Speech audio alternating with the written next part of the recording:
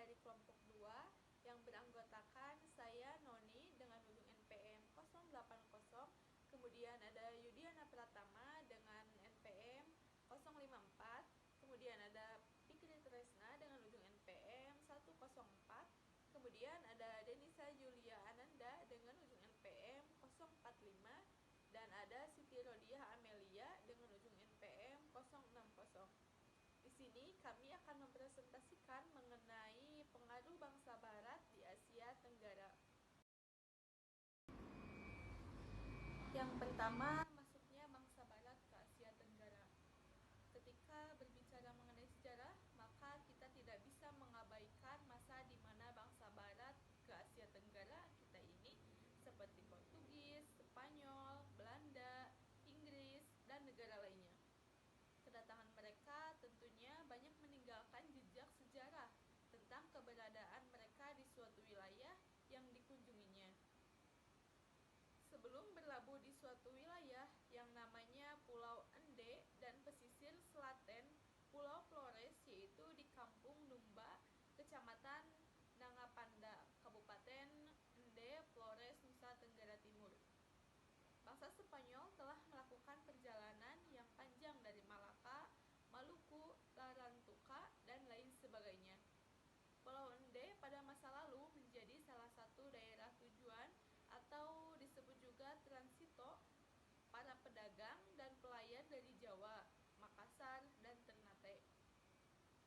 Karena menjadi salah satu titik transit para pedagang, maka sejarah keagamaan dan kepentingan-kepentingan kolonialismenya bermain di daerah-daerah pelabuhan seperti Pulau Ende.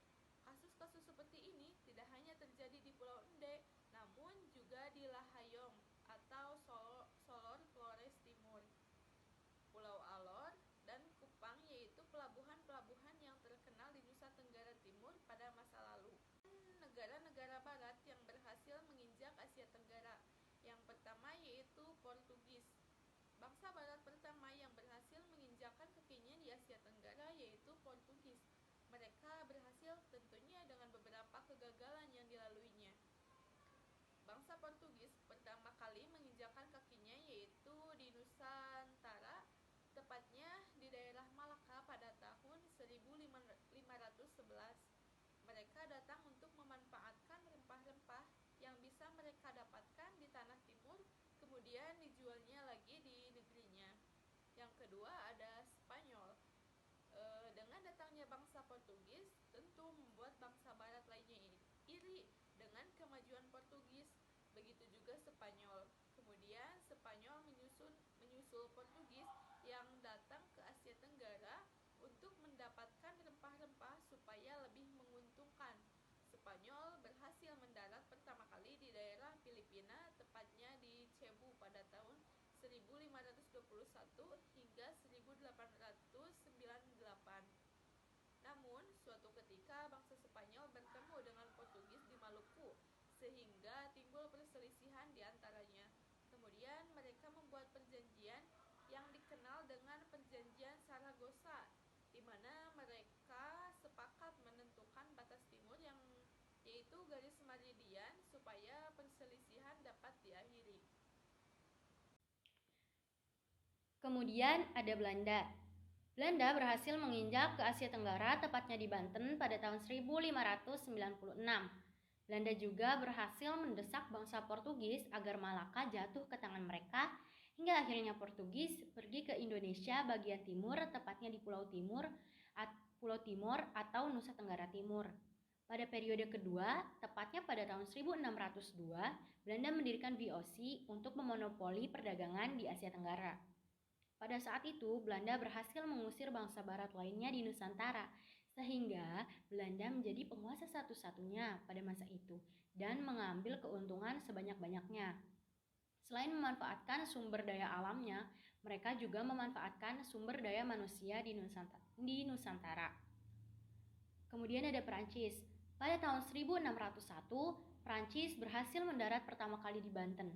Kedatangan Prancis bukan hanya ingin membuka perdagangan saja, tetapi juga menyebarkan agama Kristen Katolik.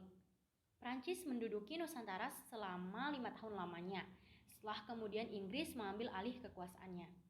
Pada tahun 1840-an, Prancis juga berhasil menguasai Vietnam dengan kejam untuk menguasai sumber daya alam di sana agar bisa menaikkan perekonomian mereka. Selain Vietnam, Prancis juga berhasil menjajah negara Kamboja dan Laos. Yang terakhir adalah Inggris. Pertama kali Inggris ke Asia Tenggara yakni pada tahun 1579 di Ternate. Kemudian ke Banten dan membangun stasiun perdagangan. Selain di Banten, mereka juga membangun stasiun perdagangan di Patani dan Jakarta. Namun kekuasaan Inggris harus bertahan selama 5 tahun saja karena pertarungan dengan Belanda. Belanda tidak segan-segan mengusir Inggris dari Asia Tenggara, hingga Inggris mengundurkan diri dari Asia Tenggara. Dari negara-negara di atas dapat diangkat beberapa alasan kedatangan bangsa Barat ke Asia Tenggara, yakni glory atau kejayaan, gold atau kekayaan, dan gospel atau agama. Imperialisme di Asia Tenggara. Imperialisme pada dasarnya merupakan tindakan penindasan yang dilakukan oleh suatu negara terhadap negara tertentu. Adapun imperialisme ini mengacu tentang pengambilan kekuasaan politik dan ekonomi. Dilakukan secara formal maupun informal dengan cara dibentuknya kerajaan serta mengakuisisi kawasan yang didominasi oleh negara-negara paling dekat. Di Asia Tenggara sendiri punya salah satu contoh, yaitu imperialisme Britania Raya terhadap Malaysia. Imperialisme Britania Raya terhadap Malaysia bisa dilaksanakan dengan tidak adanya suatu negara imperial yang mempunyai tugas langsung agar menguasai koloni. Fase pertama penjajahan Eropa di Asia Tenggara berlangsung sepanjang abad ke-16 dan ke-17. Mereka ingin memonopoli perdagangan rempah-rempah karena perdagangan ini sangat berharga bagi Eropa. Karena tingginya permintaan berbagai rempah-rempah seperti lada, kayu manis, pala, dan cengkeh, tuntutan ini menyebabkan kedatangan Portugis, Spanyol, Belanda, dan kemudian Perancis dan Inggris.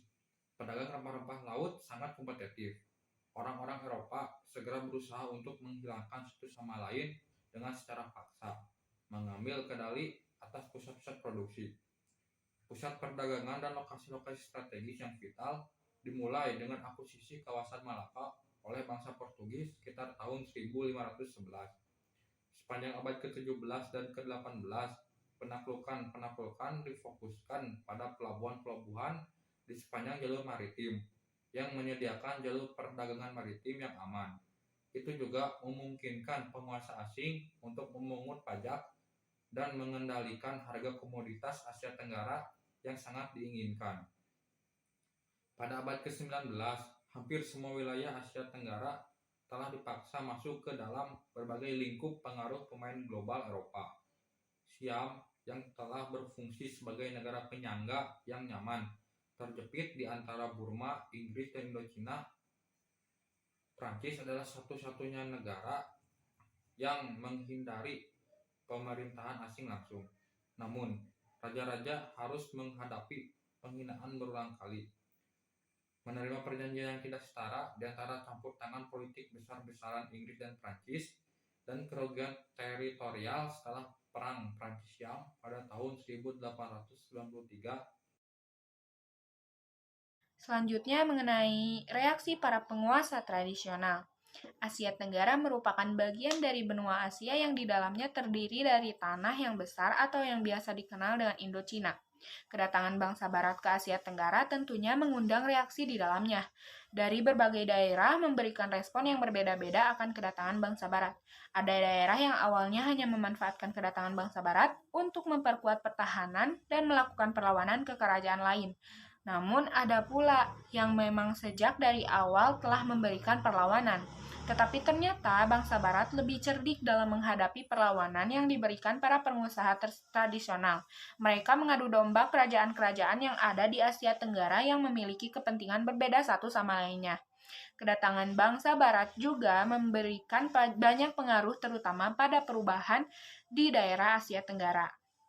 Pertama, kita akan membahas reaksi Kesultanan Malaka. Abad pertama sampai abad 15, pengaruh India masih berlangsung. Mereka pernah memiliki pusat-pusat kekuasaan seperti Funan, Sriwijaya, Ayutthaya, dan Majapahit. Namun, kekuasaan Majapahit mulai merosot pada abad ke-15, yang kemudian pada akhirnya menimbulkan kerajaan-kerajaan yang memisahkan diri dari Majapahit termasuk Malaka.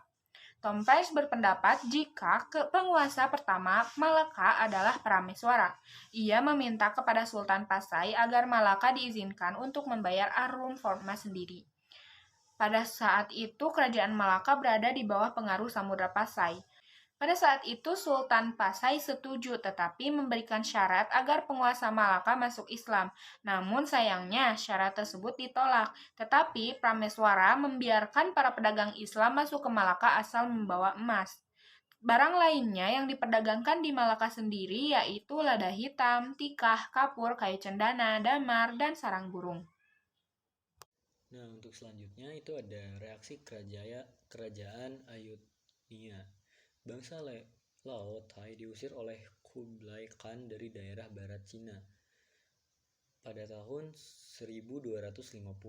Mereka kemudian memasuki wilayah Muang Thai yang pada waktu itu masih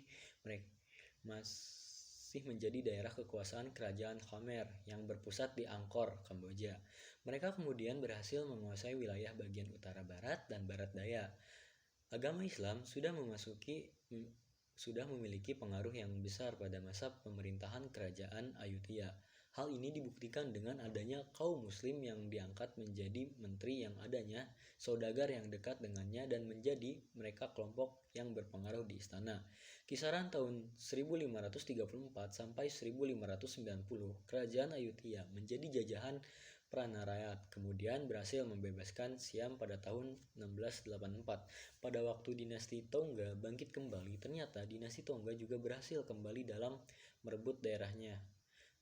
Berbarengan dengan kemenangan yang diperoleh oleh Narai, bangsa Barat juga kembali masuk ke Siam. Kedatangan Inggris dan Prancis ke Ayutthaya diterima dengan adanya harapan mencegah perluasan kekuasaan Belanda di Siam. Peperangan juga terjadi antara kerajaan Ayutthaya dan Burma yang berakhir dengan dihancurkannya kota Ayutthaya pada tahun 1767.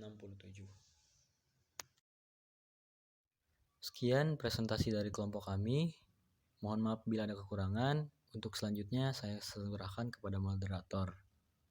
Wassalamualaikum warahmatullahi wabarakatuh.